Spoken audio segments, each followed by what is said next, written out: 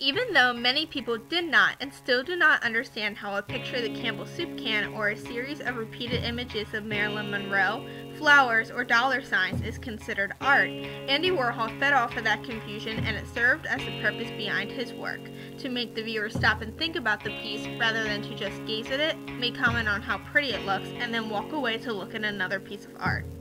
Andy Warhol pushed artistic boundaries that no one ever even thought of or even dared to cross, making him an art legend. His expression of pop art was a revolutionary movement that caused individuals to reconsider what art truly meant and to see the world a little less black and white. Andy Warhol was born on August 6, 1928 in Pittsburgh, Pennsylvania. As a young boy, he loved to draw, color, and cut and paste pictures and was encouraged to do so by his mother, who was also an artist. Although Warhol was quite an outcast with a quiet presence and white blonde hair, he was always found to have a sketchbook in his hand, drawing the world he saw in front of him on a daily basis. After taking classes at Carnegie Institute of Technology, he graduated in 1949 with a pictorial design degree.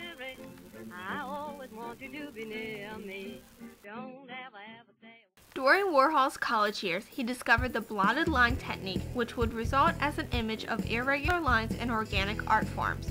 He would then color in these shapes with watercolors, and little did he know at the time that this playful experimentation would eventually define his work as a pop artist.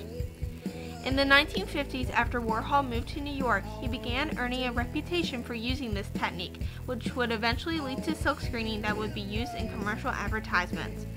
Some of his most popular pieces were the Campbell soup can, as previously shown, alongside Coke bottles and Brillo boxes.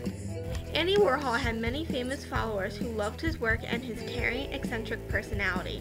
However, not everyone took to Warhol or his work, as he received many negative comments about his art.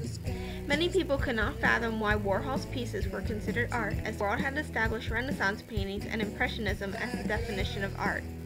Andy would often back up his work with statements such as, "If you want to know all about Andy Warhol, just look at the surface of my paintings and my films and me, and I am there.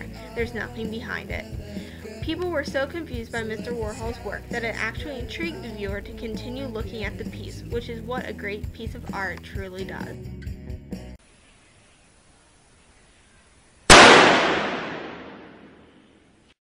On July 3, 1968, Valerie Salonis walked into Warhol's studio, known as The Factory, and shot Andy in the chest. His friends and fans were distraught.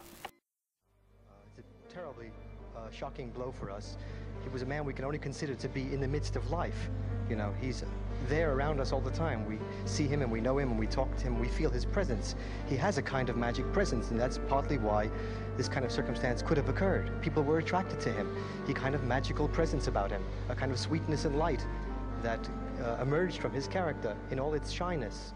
And he had this kind of glow about him, which made him tremendously appealing as a person.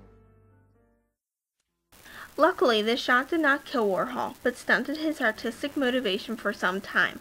It affected his spirit in a way that was sometimes inspiration to his work, and sometimes extremely detrimental. Andy Warhol stated, "Before I was shot, I always thought that I was more half there than all there. I always suspected that I was watching TV instead of living life. Right when I was being shot, and ever since, I knew that I was watching television." During the 1970s and 80s, Warhol continued to paint. However, on February 22, 1987, Andy Warhol died after going under a routine gallbladder surgery. He was only 58 years old. Andy Warhol lived a full and successful life. Although he was often seen as not a true artist, the truth is that some people do not understand the true purpose behind art, expression. Warhol opened doors that allow people to break away from the normalcy of art and allow for expression in more creative ways. As our society today has become slowly more open-minded, in 2011 his artwork has become extremely prevalent. Warhol's art, along with his spirit, has lived on and will continue to do so for centuries to come.